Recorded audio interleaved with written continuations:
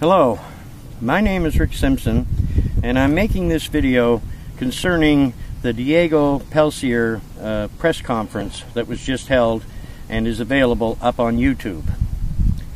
For over a decade, I have been exposing the true healing power of the cannabis hemp plant to the public by showing them the amazing healing effects that oils produced from some varieties of hemp can have on practically all medical conditions.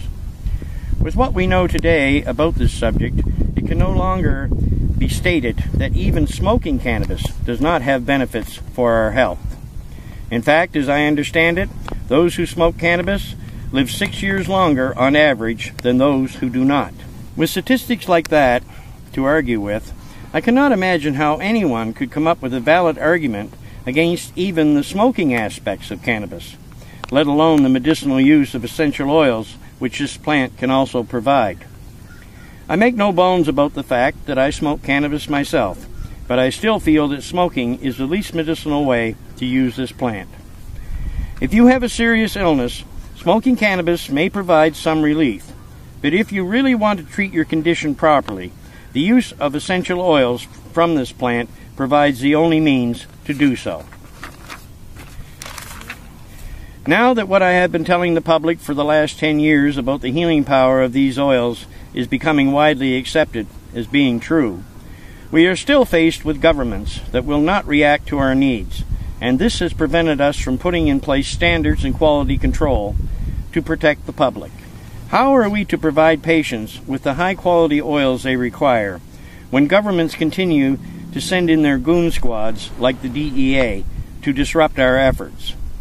This situation is causing patients a great deal of grief, and it has opened the door for criminals to sell low-quality oils and other products at a very high price. Since I was the one who introduced the truth about these oils, often I am contacted by patients who have been scammed by these uncaring individuals, and in the future I intend to see that these criminals are dealt with in the proper way. With all this government corruption in our path that we must deal with first, it may take a little time, but in the end, all who have been committing these crimes and those who have stood in the way of this medicine's free use will be exposed for all to see. When Jack Herer passed away in 2010, the torch was then passed on to me to see that this plant is made completely legal once more for us all to grow and use in whatever way we see fit. After all, hemp is a God-given plant, and under God's law, which is supposed to reign supreme, no one ever had the right to prohibit its growing and use in the first place. Jack Herer was against any form of regulations or taxation that governments may wish to impose, and I too feel no differently.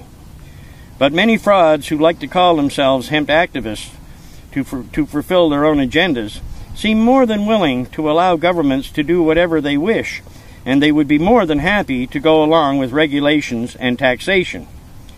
As leader of the movement, it is my duty to inform these individuals that we, who are the real activists in this cause, see them all for what they really are, and we look at them as nothing more than being bought and paid for flunkies, whose aim it is to see that the mega rich and all the governments they have corrupted remain in control.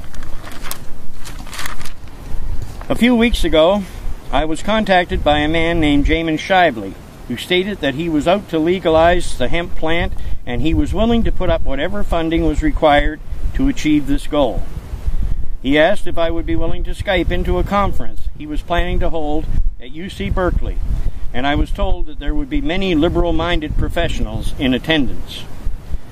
Right from the get-go, something did not smell right about all of this to me, but in the interest of finding out what these people were up to, I decided to attend Mr. Shively's conference over Skype.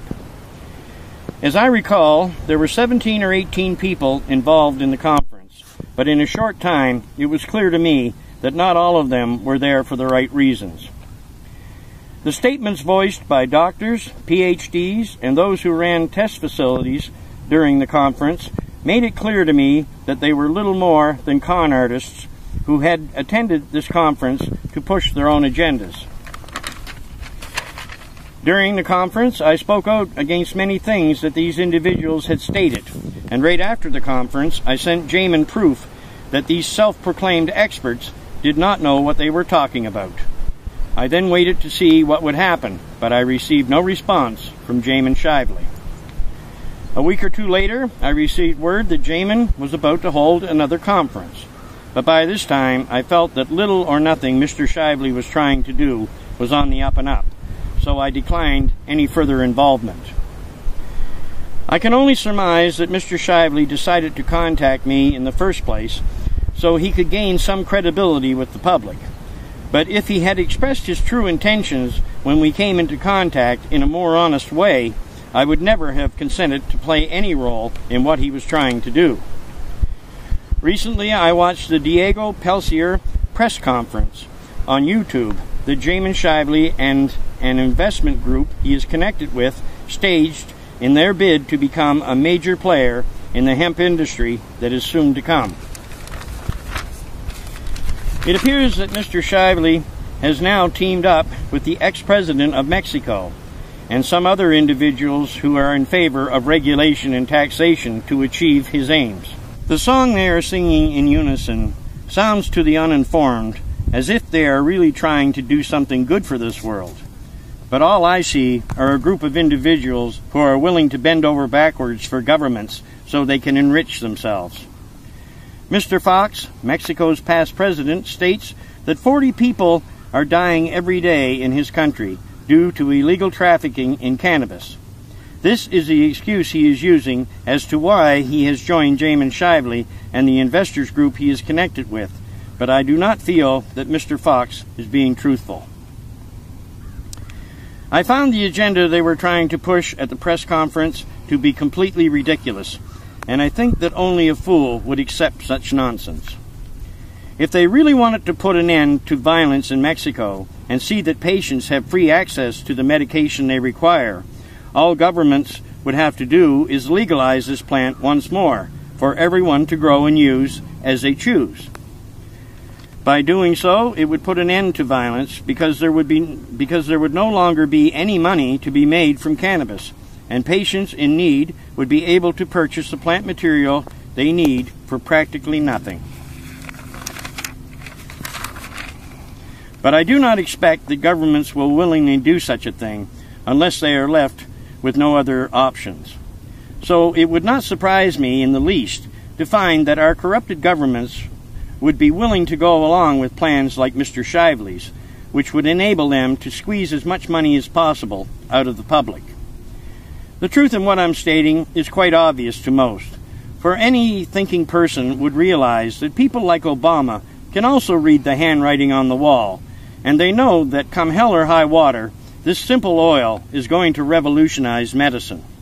But still it seems that they are arrogant enough to believe that the public will meekly continue to go along with all their corruption, just as they have always done in the past.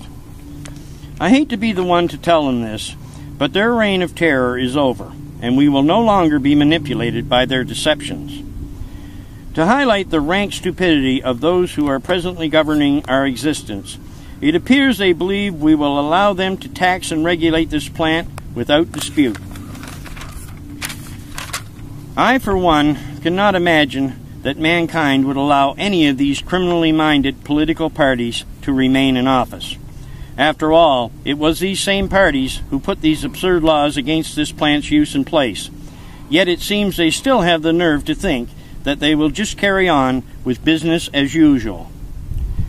The cannabis hemp plant and those who require its use cannot be expected to pay the bill for all that has been stolen from us in the past by all these criminals. The money and resources they have stolen are all there for the taking if we unite and bring these people to justice, and these resources could be used to build a better world for us all to inhabit. Taxing and controlling the hemp plant will not put mankind back on the right path, but putting our countries in the hands of honest people, along with eradicating corruption and bringing those who have done so much harm to justice, will.